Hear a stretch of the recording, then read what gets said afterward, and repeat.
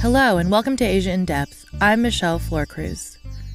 Whether it's on the big screen with The Big Sick or Crazy Rich Asians, the television screen with Fresh Off the Boat, or on a streaming platform with Never Have I Ever or Rami, unique Asian and Asian American focused stories seem to be having their moment. But this didn't happen overnight. Hollywood has been going through a visible transformation for a while, fueled by the combined force of social media movements, the rise of competitive digital streaming platforms, and an increasingly diverse audience and pool of talented creators. In this episode of Asia in Depth, writer, producer, and director Alan Yang talks about his most recent project for Netflix, the feature film Tigertail, about a Taiwanese immigrant family. He discusses how Hollywood has changed over his career and how those changes affect the projects he is able to pursue. He is joined in conversation by Emmy Award-winning Hollywood producer Janet Yang.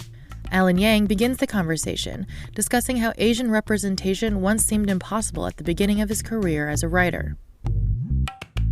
You know, as far as writing characters who are Asian, man, it just didn't even occur to me. And that sounds crazy to say today, given that, you know, what we've seen in the last few years, and certainly the movie I just directed, which is only Asian people. There's literally no one else in the movie.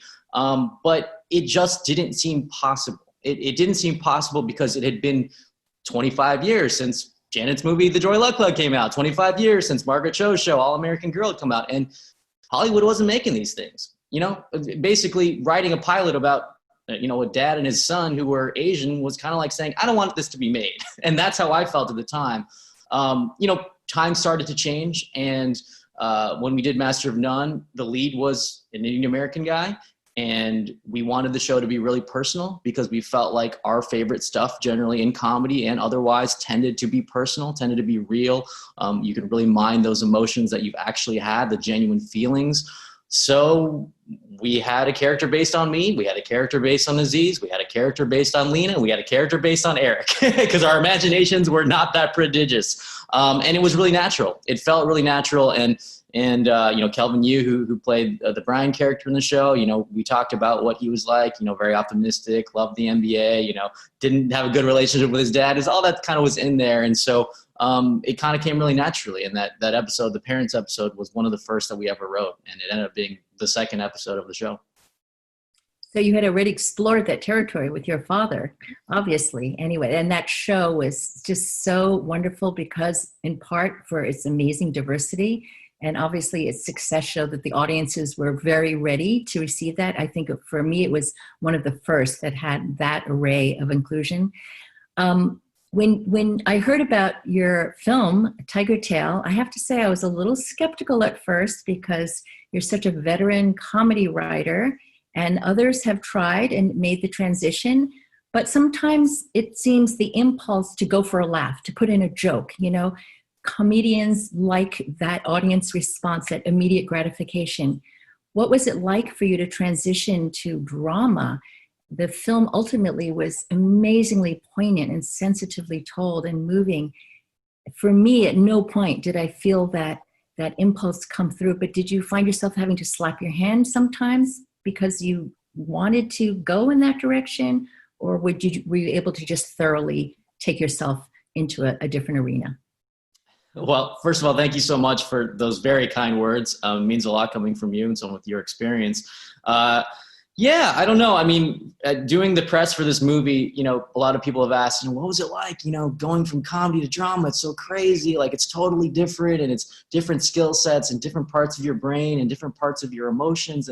And I was like, man, if I knew all this going in, I probably would have just done a comedy. I didn't know it was going to be that hard. But honestly, it really felt like the idea told me what genre it wanted to be, right? It was like, okay, this is the story and this is ultimately what happens in it. These are the characters. It didn't feel like it was going to be a comedy. It just didn't feel like that from the start. And so, you know, I think in terms of how to execute it and try to do the best job possible, I turned to works I really loved for inspiration. And I think that really helped, right? You know, you want to make great comedy, you watch great comedy, you learn from the best, and you develop your own voice. And the same thing applied here. You know, I certainly watched some Taiwanese film for the first time. Taiwanese American film we're still working on, you know, creating a body of work. But Taiwanese films, the greatest Taiwanese cinema from Ho Xiaoshen to Edward Yang, and then Tsai Ming-liang. Like, there's so many great directors, and I learned, and I watched EE, I watched Brighter Summer Day, I watched City of Sadness, and just learned how to use restraint and learned how to use the quiet moments to tell the story, because our culture is a little different from American culture, and our culture is a little different from European culture. And so I wanted to meld the two and make something that was actually uniquely Taiwanese American, because I love those movies and I love all of the classic American films that I've seen, but I haven't seen very many films transition from one to the other. And so you can watch a beautiful Edward Yang movie, a beautiful Ho Xiaoshen movie, and it lives with you. But what if halfway through that movie, suddenly those characters move to the Bronx, and then they're speaking English, and then they're raising their children in America? Like, what would that movie be like? And that was one of my inspirations for making Tigertail. Well, those are great inspirations. I also think of Ang Lee in that category, because he's also been able to tell sort of immigrant story. And Taiwan often gets short shrift in all this talk about China, right? So I was really stunned by how you were able to integrate both the indigenous Taiwanese culture with the Mandarin speaking Taiwan culture, so beautifully done. I can only imagine, though, how difficult it must have been to approach your father and say you wanted to tell his actual story. I mean, this is not something that Asian families are usually comfortable talking about, their emotional lives, their personal lives, especially something from the past. I mean, if you like many, I think, have experienced why they buried so much. I know my parents coming from China, they had so much I didn't know until I actively, dug in there and insisted that they tell me more. What was it like for you and your father, and how long have you been burning to tell the story? Sometimes I think your greatest strength as someone who's telling the story is a foolish confidence. And for me, it was that I felt like I could ask him and it would be okay. It was not having that fear and not being, too ashamed or too shy or to have too much trepidation to ask those questions. And for me, the process of the unthawing of the relationship between myself and my father had been ongoing for years and years and years. And I have to say, the relationship in the movie that's portrayed between Ping Rui and Angela is a little bit more based on the relationship between my father and my sister, who have always been a little bit more at odds because their personalities are a little more similar and they're a little more stubborn, and they just are a little more bullheaded, and I'm sort of more of a people pleaser. So I always kind of occupied that position in our family. I try to bring people together, and I'm more of a diplomat, and I try to get people to see both sides. That being said, it's not like he was, telling us stories and regaling us tales from his youth, since he was a younger man. It was like you said, there was a quietude, and there was a reserve, and there was a restraint. And so over time, I think, I just asked more and more questions, first as a son, and then later as a filmmaker, as a writer and a director. And one of the seminal moments was a trip that we took to Taiwan together. I happened to be in Shanghai for business, doing some work, and I called him and said, I want to go to Taiwan. I haven't been since I was 7 years old. Would you meet me there? And he said yes. He's retired, so he was able to come. We met in Taiwan. I had already started percolating the idea for Tigertail and was kind of working on vague ideas of what the story might be. But that trip was really, really important in terms of me getting to ask him questions. Very naturally, questions arose from where we were. He would show me around. We took the train down to his hometown, much like Angela and Ping Rui do at the end of the movie. And he showed me where he lived, and he showed me where he worked, and he showed me where my grandma worked and lived, and where she was laid to rest. And all of those locations actually make an appearance in the movie. So the factory that my grandma worked in, the sugar factory, is the same sugar factory you see in the movie. And the mausoleum where she's laid to rest is the same mausoleum they go to. I just found them so beautiful that we didn't beat them in the location scouting. And so I learned a lot more about my dad, and there's a lot more I've yet to learn. And I'm literally learning Mandarin, so I can text him in Mandarin and in Chinese, and I'm doing a little better. And I try to talk to my niece and nephew in a little bit of Mandarin. I talk to my mom in a little bit of Mandarin. I'm terrible, but I'm getting a tiny bit better. And I learned a little bit on the film because some of our actors didn't speak English, and I don't speak any Mandarin or Taiwanese, so I did the best I could. You did a beautiful job, and language will help you. I know I only learned Mandarin Chinese later in life, and it helped my communication with my parents so much because they came through more fully. But without even having mastered Chinese, you did such an amazing job of penetrating the characters, and the locations were beautiful. So what was the reaction of your father and other family members and people in Taiwan to the film? Yeah, I mean, I was nervous, man. You make a movie about your dad's life and you work on it for 4 years. You really, you really are a little bit nervous. And we were going to do a screening, you know, and obviously coronavirus changed everything. But I got a link to the movie and I sent it to my dad. And he said, yeah, great, I'll watch it tonight. So I waited that night. Didn't hear anything, waited till the next day, didn't hear anything, gave him some space, didn't want to bother him, waited 2 days, didn't hear anything. Finally, I gave in. I was like 48 hours later, I texted him, I said, hey, so did you get a chance to see the movie? What did you think? And he wrote back immediately and said, oh my God, I've seen it 3 times. I love it so much. I want to watch it 10 more times before it comes out. I can't believe how much stuff you remembered, all the little details. It was like I was back in my childhood home. I'm so proud of you. I can't believe this movie got made. And, you know, I can't wait for people to get to see it. He loved it so much. And of course I was relieved, but at the same time, I was like really happy that you liked the movie. Could have told me right after you watched it instead of making me sweat bullets for 2 days and made me think that you wanted to disown me and didn't like the movie.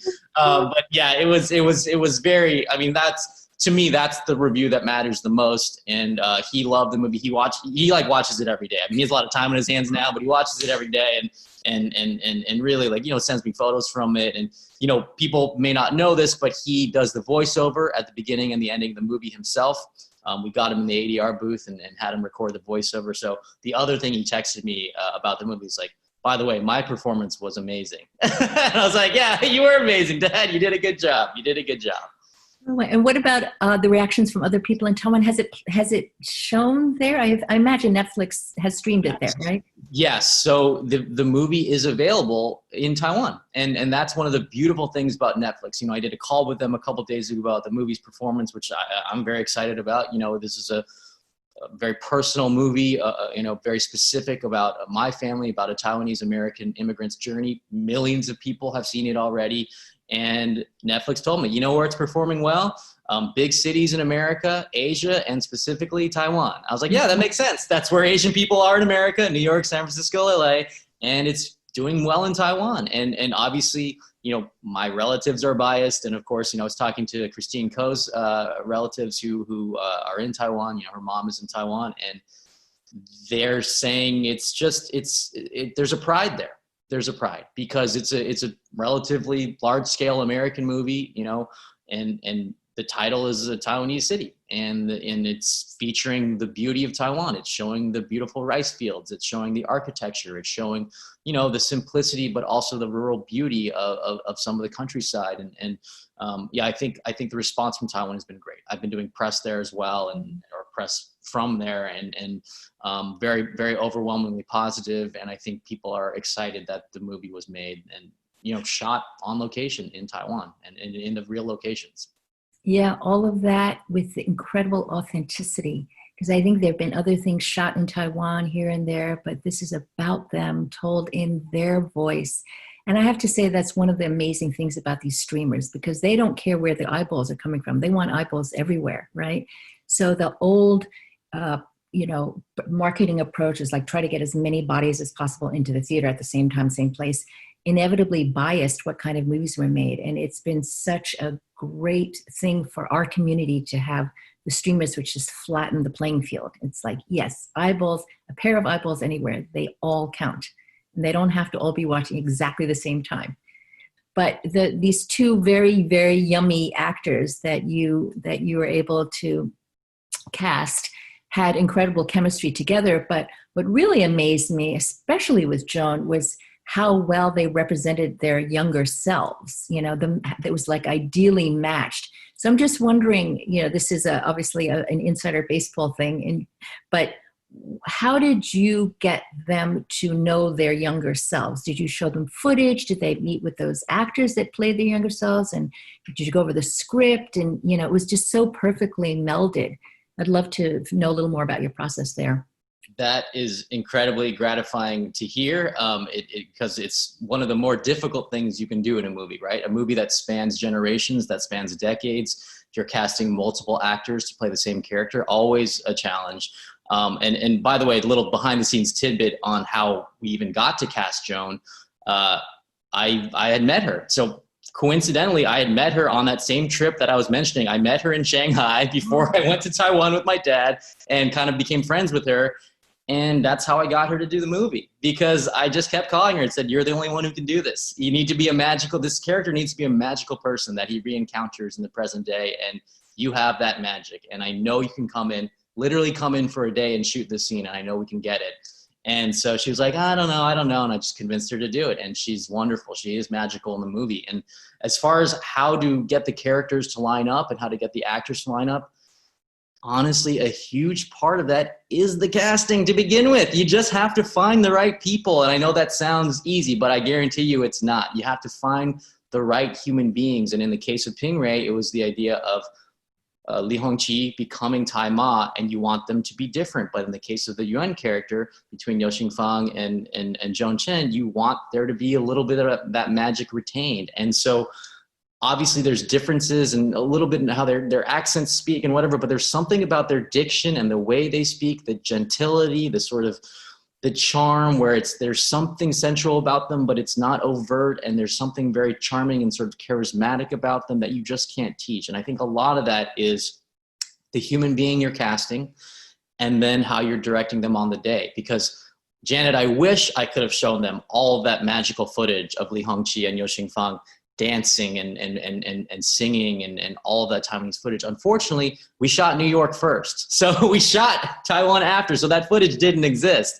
And I think I had cast those actors, but they weren't available. We hadn't shot anything yet. So the best I could do was sort of on the day and in rehearsals, manage the scene and figure out the dynamic and make sure that while it had obviously showed the differences between the present day and the past, that it had some of the echoes of their playfulness and their sort of what their interactions meant to them. And you know, there's callbacks, you know, they have the beef noodle soup and there's just that sort of playfulness between the two of them. And again, the raw clay you're working there with, you're working with two actors who have just done it before. And it was in some ways totally fine that Tai and Joan shot their scene first, because they're such pros and they're so, you know, amazing to work with. And again, just to sort of close out the answer to this question, the way we shot that scene was under difficult circumstances. That location, for whatever reason that day, the subway was running particularly loudly. So the subway was going,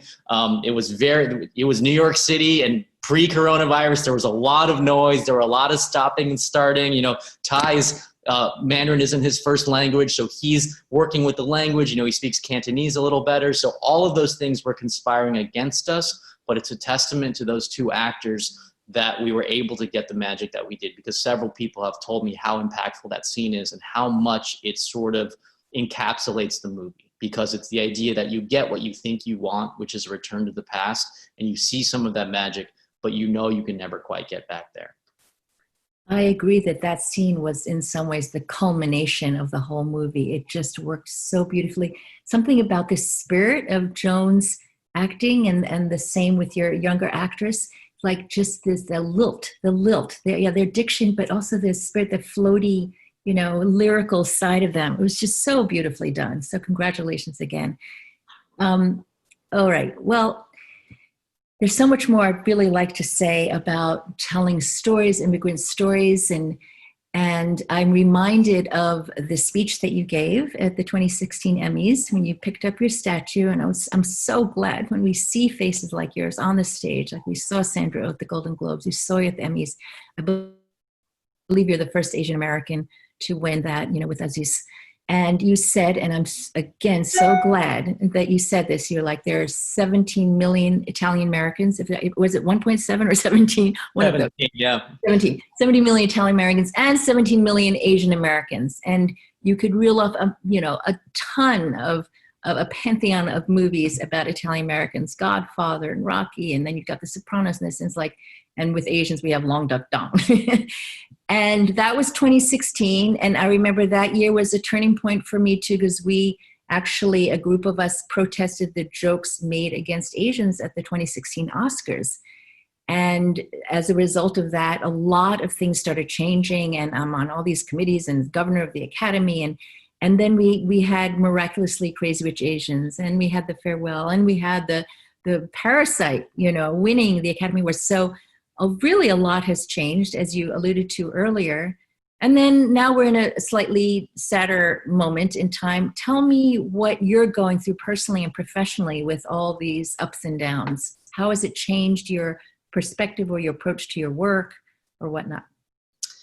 Yeah, I mean, it's incredible, right? That was 4 years ago. And that speech was taking place at a time when none of this had happened. And so first of all, I want to say I take credit for all of it. All of the good stuff is because of the speech. No, it was really, it's been eye-opening how fast some things have changed. Obviously not everything, but how gratifying that's been, and how incredible, as you said, seemingly out of nowhere. But to me, the real question is, why did it take so long? It's not like, oh, wow, why is it happening now? It's like, well, why didn't it happen 10 years ago or 15 years ago? And what took so long? Because clearly the demand is there. Clearly the appetite is there. Clearly audiences are not averse to seeing these Asian American faces on screen. In fact, they're hungry for it. And there's an Asian audience who's hungry for it. So it's really been cool to see, and me personally getting to meet all these filmmakers, now that these movies have come out, now that I know John Chu and I've met Lulu Wang, and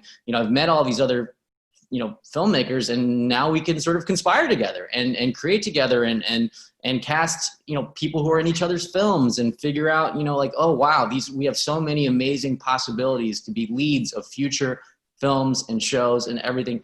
I feel so excited. Yes, we've come a long way, even in the 4 years since that speech.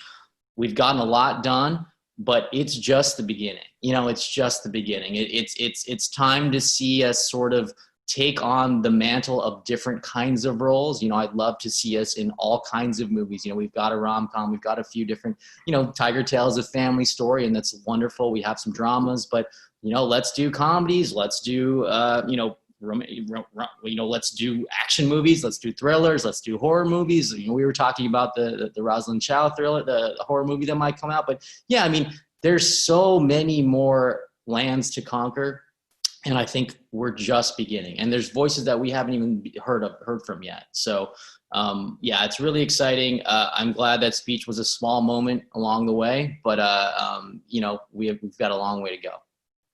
Do you feel at all disillusioned, or just more fortified by these anti-Asian racist outbursts that we've been experiencing because of COVID?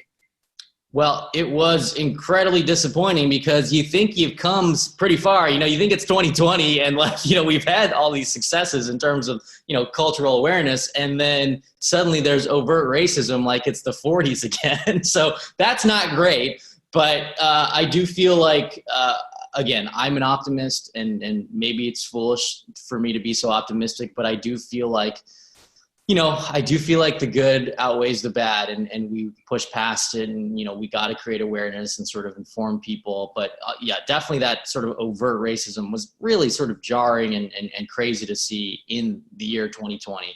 You hope that you're past that stuff. You think that's your parents' generation, your grandparents' generation, and you see it rear its head again.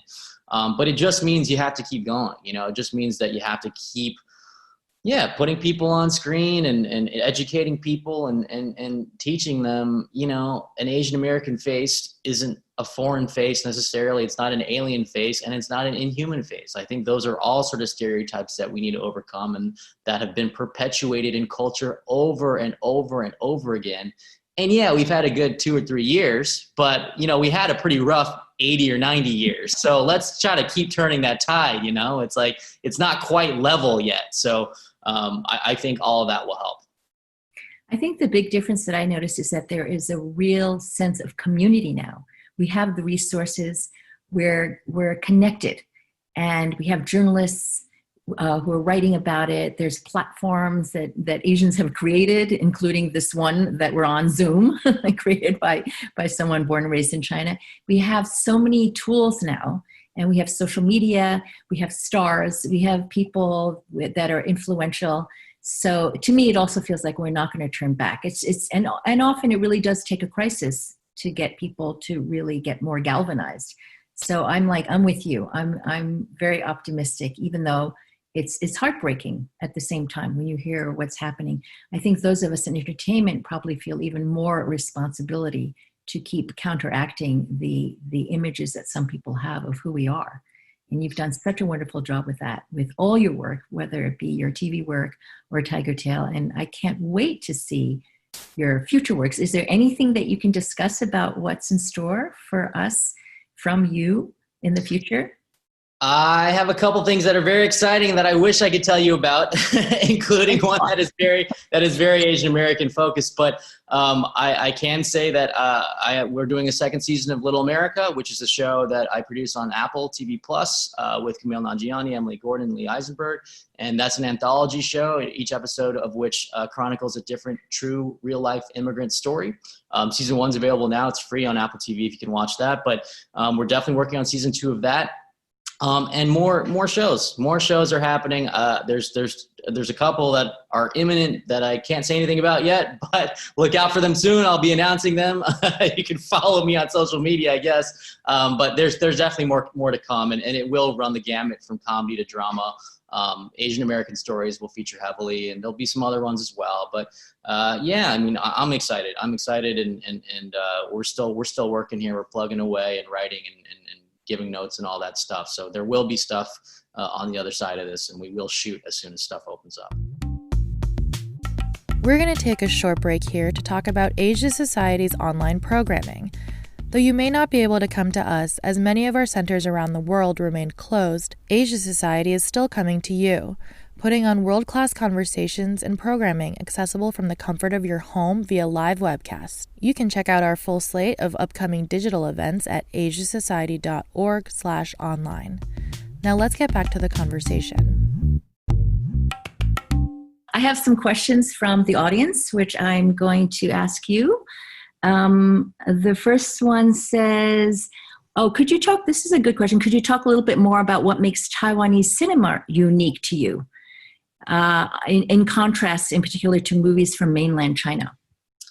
Yeah, I mean, it's a great question. I think you have to go director by director. I think, it's tough to make blanket statements, be like, yeah, all Taiwanese cinema is like this, because, these directors are different. They're different personalities.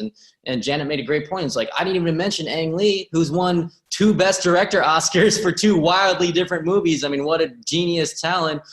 So the bench is deep, the bench is deep. And I can speak at least personally to what I took away from some of these movies. And one of them was just, the different mode of communication that the characters kind of, expressed. And a movie like E.E., which I cite a lot as an inspiration for Tigertail, is, just absolute perfection in the way that it captures emotion and the way it captures family dynamics and the way it sort of moves you without being overtly sentimental or manipulative or, just sort of insipid in the way it's sort of trying to, tug at your heartstrings. It tugs at your heartstrings because it's an unbelievable story, like unbelievably told. And I think, some of the characters in these Taiwanese films are much like the character based on my father. They're not necessarily the most outwardly emotive. So how can you create a narrative about that? And how can you show the heartbreak and show the regret and show the yearning without, tons of monologues or people breaking down crying or every scene being people screaming? And so that's one thing I did notice while watching these Taiwanese films, is how you can do a lot with a little. And that's one of the reasons I cast someone like Tai Ma, who can do so much with his facial acting and his little bodily movements and the way he's under control, but you can tell that there's something underneath the surface. And by the way, I took great inspiration from, Hong Kong filmmakers as well, there's so many geniuses. I mean, obviously people have pointed out, a little bit of Wong Kar-wai, certainly, in some of the handheld camera work and the saturated colors. Obviously I watched In the Mood for Love and Happy Together and some of these amazing movies. And, I would be lying if I said I wasn't also indebted to someone like that. So, it's all of these things put together. And By the way, I would also not rule out European filmmakers. Of course, I watched a lot of those as well. You know, you talk about Bresson or Godard or Truffaut or all those movies. And yeah, they're all in there because, you know, when you're a little kid who grows up in Riverside and all you watch is Seinfeld and The Simpsons, you got to watch the movies to help you direct a movie. So you've done a lot of watching. This particular person also asked about the mainland Chinese movies. Were there any works that were inspirational to you there? Or Yeah. not really a difference or?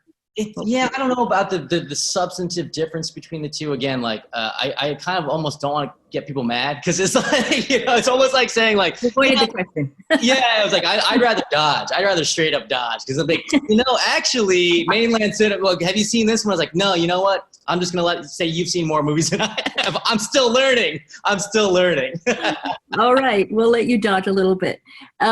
This is another interesting question. She's wondering, or he is wondering, if your mom has seen the movie. They just think you're incredibly brave to do this, and what it was like to imagine their reactions.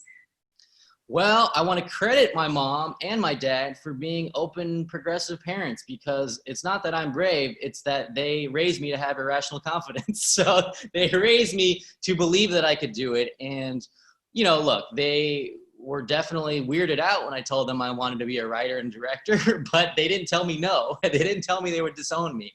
So kudos to you, Mom and Dad, for that, certainly.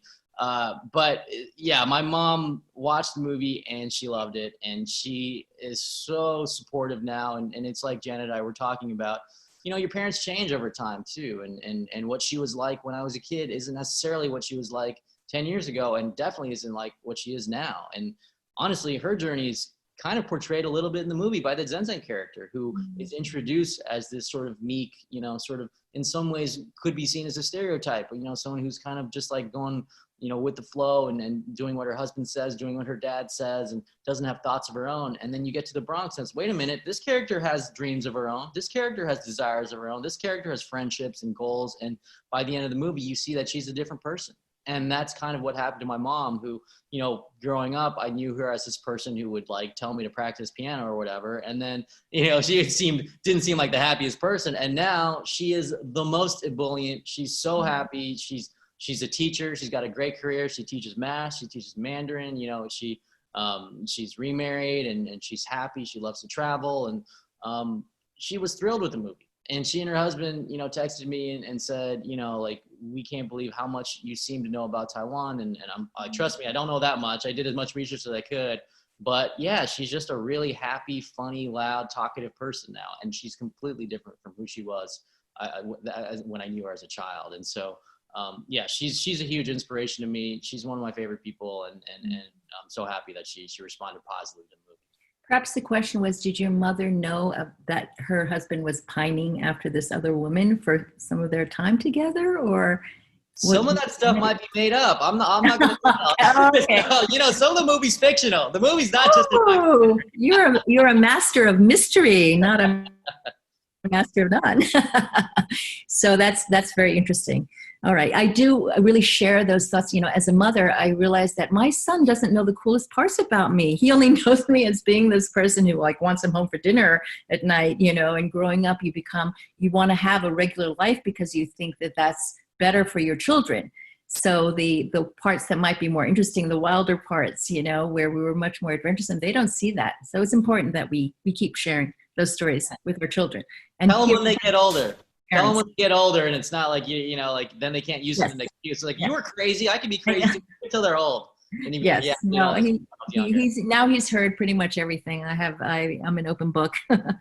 Another question is about the language. You know, did you do more than one take? I guess the question is, did you do multiple takes because you thought about perhaps shooting it all in Mandarin, all in Taiwanese, or all whatever, or be very, very clear from the beginning, so you only shot in the language that was ultimately on the screen?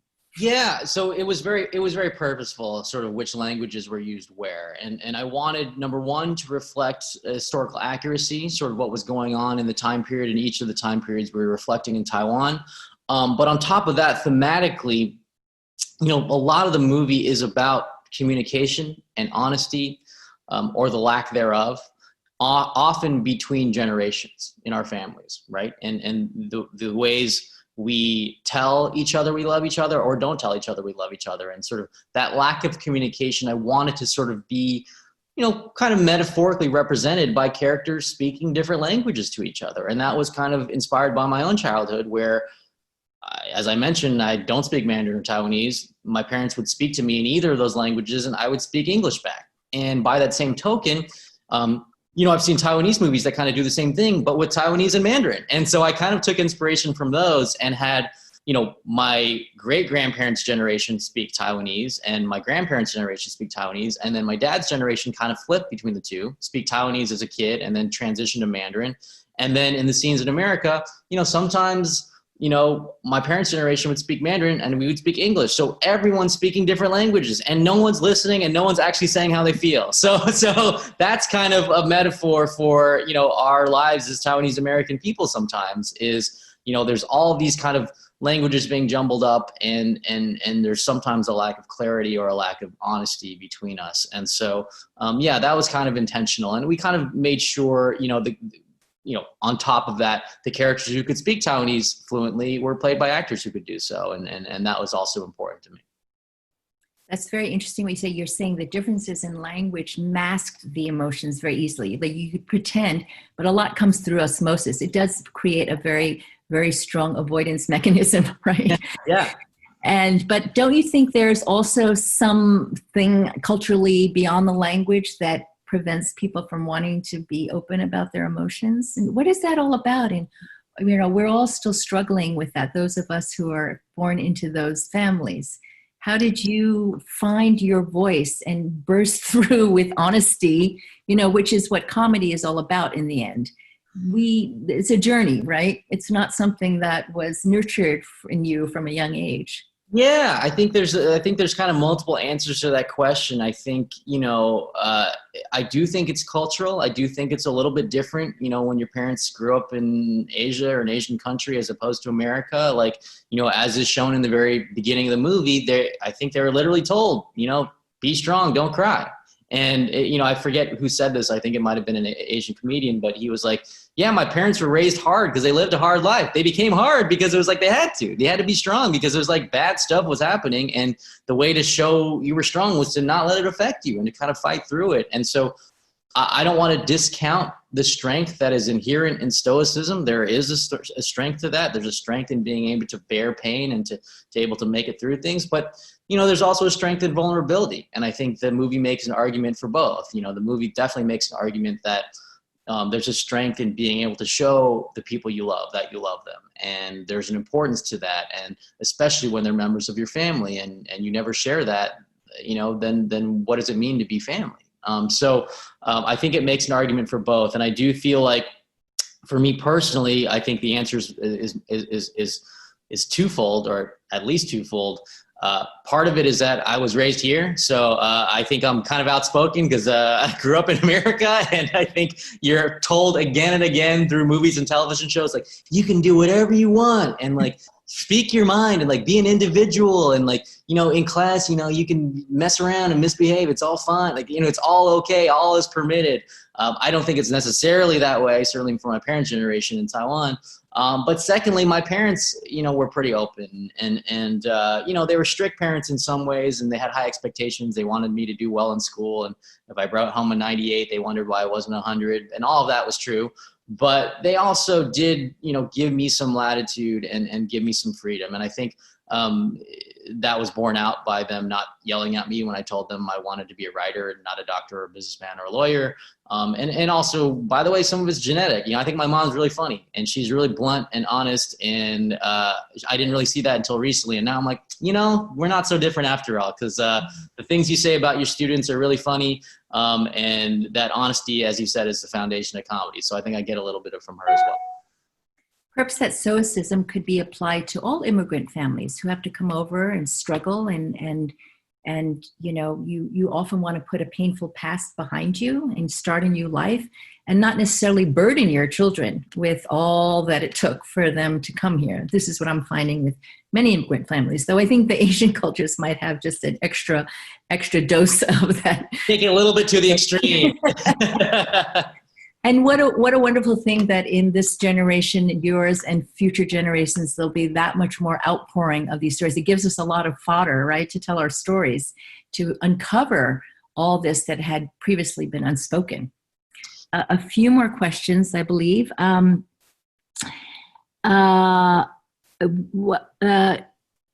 Okay, you've answered some of them about how your parents responded when you said you wanted to become a writer. So they were, luckily for you, okay with it. Though many, we've heard many stories of some of our favorite writers or comedians or directors who had to start out being a biochemist or a doctor or whatever before deciding to, shun that past. So you didn't go that route, right?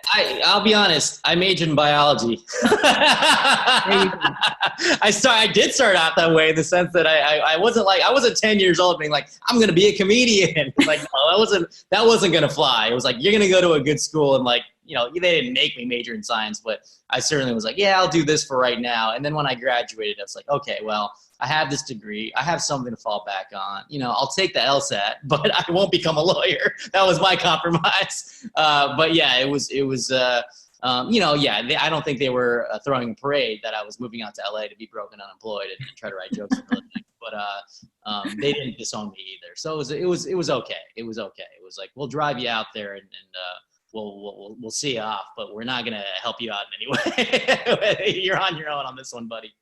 Well, but the amount of pride they must feel now, it's one thing if you were broke and starving, but now you're the pride and joy of Taiwan and their community. And, I think for them, it must be even more special because they never even imagined that they could dream of this for their children. Right. So we exceeded their expectations in many ways. I definitely think it's a little bit surreal. It's definitely a little bit surreal for me because this didn't exist, like certainly where I grew up, I grew up in Riverside, which is an hour and a half from LA, but has essentially no crossover culturally with LA. It's kind of like a tiny red state town tucked in Southern California. So, I didn't know anyone who worked in entertainment. I didn't know anyone who was a writer or director. I didn't know what this job was. And so it was a totally foreign world. And certainly no one was making intergenerational, quiet family Taiwanese American dramas at the time. So, it was not what I expected. And so, yeah, I think it's beyond their expectations. All right, just a room for a few more questions. I think one is interesting. Have your parents thought about how Taiwan has changed? Like, it's been some time. What has changed in their minds about Taiwan?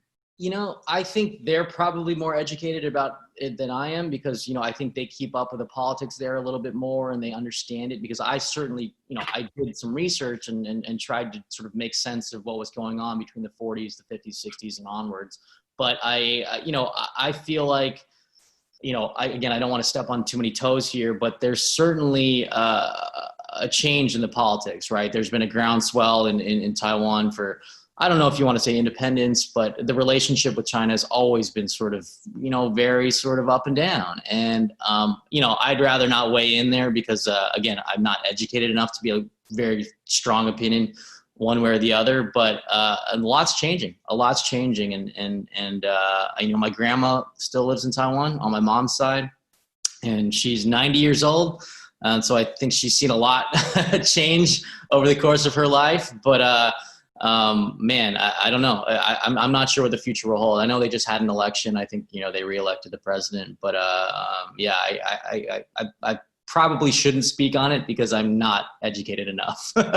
Well, it's very difficult for Asian Americans right now because the relationship between America and China is so fraught. It's sort of damned if you do, damned if you don't. I really sympathize with your wanting to dodge the question. Yeah, this one isn't for me. Like, yeah, I'm 100% in this camp. I'm like, I don't know, because it could change tomorrow. By the way, that could change tomorrow. Like something weird could happen. So yeah, it's definitely a little dicey. It's so complex, and we really are not well informed enough. I don't feel like I know enough. I used to know more when I was traveling a lot to Asia. The last year or two, I haven't done that. And I don't trust what media on either side is saying either. Yeah. And on the one hand, I really enjoy being what is seen as a bridge between two cultures across the Pacific, et cetera, et cetera. but I much prefer, that we're seen as what you are, which is a filmmaker, an artist who tells stories rather than being asked to opine about, like, the political situation. And there's no right or wrong, and there's no reward for having an opinion these days. So, but I do find, that we're in a really tough position often. And I do hope that eases up over time, because it's gnarly right now what's going on, So do you think that there's more influence of Asian cinema on Asian Americans, or Asian Americans on Asian cinema? Interesting. Wow, that's a deep question. Yeah.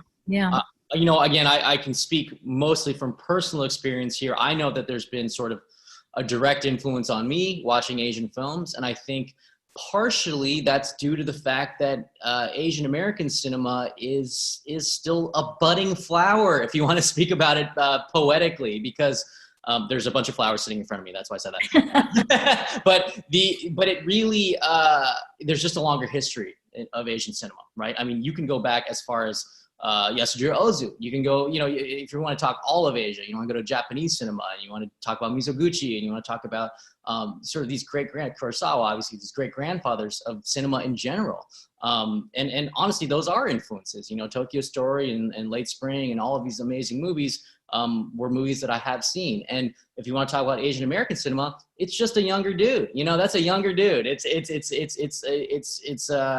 more recent, and I think that's partially because the Asian American diaspora is relatively recent. Obviously, there were, Asian Americans in this country in the 1800s, but, there was a large sort of influx in the 60s and 70s and 80s. And so you're seeing those people and their kids make films, and that's been more recent. So there's just, again, kind of, as I mentioned earlier, there's not as deep a bench of Asian American cinema, but I bet you it's happening, I'm sure, if you want to count Ang Lee as both, I'm sure Taiwanese auteurs are watching Ang Lee movies and being like, yeah, I'm stealing that and putting it in my movies. So, the dialogue between the two is really interesting to me. And, I can definitely point an arrow from those movies to this movie. And I bet the reverse is happening as well. Well, I think while Asian cinema has a much longer history, anything that's in America tends to be louder. And so people are looking often to America to see what's the loudest, what's the most widespread. We are very good at exporting and not so good at importing cinema. That's been so.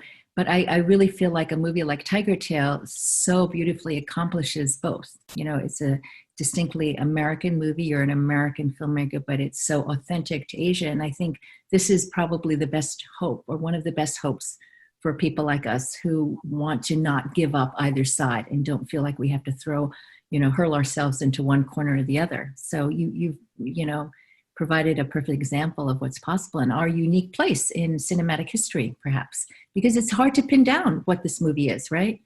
Just like Farewell. It's like, what is that, an American or Chinese? It's confusing. So just by mere dint of these projects, the borders are erased or dissolved. And that's so beautiful. I think that's beautifully put, it's beautifully put. And that's one of the reasons I put, English and Chinese on the poster. It's like, it was one of the things where it's like, oh, wow. It's like, I don't even know how to write my own name. I had to learn how to put it on the poster. Give me some Chinese lessons. I know. What is your Chinese name, by the way? Yang Shema? Yang? Wei Rong. Yeah, Yang Wei Rong. Yeah. Wei Rong. Okay, Wei out the way. Probably great and bright or something. One of those very, very exultory kinds of words. The Chinese names are pretty funny. Okay, this is of course the inevitable question. That's always a good closer. What would you recommend for budding Asian American filmmakers to help set a solid path for themselves? Do you have any words of wisdom that you can impart?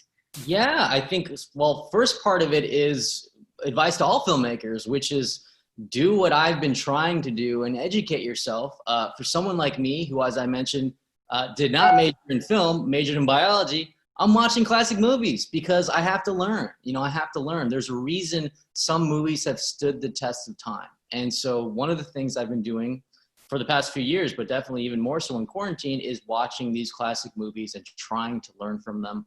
It certainly helps if you've started the work a little bit, and you've worked on sets, and you've written and directed and try to do this stuff. Because when you watch these movies, you can talk about, oh, I watched Citizen Kane. It's like, yeah, when you watch that when you're 19, you're like, what is this? This is boring. I don't understand it. But once you start sort of working in the medium and you watch it, you're like, oh, wow, whatever. He invented a montage, he invented all these things. And, we felt it really sort of inspirational to watch these classic films, whether it as I mentioned, Kiarostami or Godard or Truffaut or Italian cinema, which obviously was an influence on Master of None. We talked about De Sica or Antonioni or Fellini or any of these movies. So that's one thing that I would recommend. Get a Criterion Collection subscription. It's a streaming service, and it's not that expensive. It's less than Netflix. Watch a movie a day and learn from those films. And then more specifically for Asian Americans, I would say don't do what I did and be afraid to write Asian American stories. The door is open now. The door is open. You can do it. There's been massive hits. There's been massive critical hits. So don't be afraid to tell your Asian American story, and try to make it unique and try to make it different and try to make it your own, because I'm sure you are a weirdo Asian American in a way that I'm not, because I know I'm a weirdo Asian American in a way that other people are not.